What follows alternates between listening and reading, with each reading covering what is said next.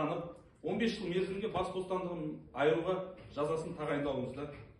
жазасын өтеуді қылмыстық атқару жүйесінің қауіпсіздік орташа мекемесінде өтеуді,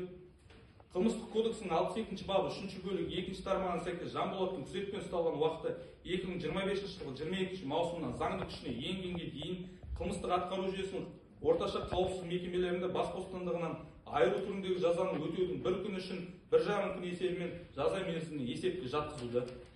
қамауда ұстау түріндегі бұлтартпау шарасын өзгеріссіз қалдыруды,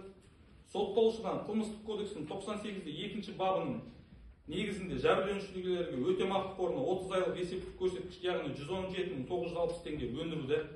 сотталушы мемлекет пайдасына сот сараптамаларға жұмсалған, яғни 690.329 теңге 78 тиын процестік шығындарды өтеуді,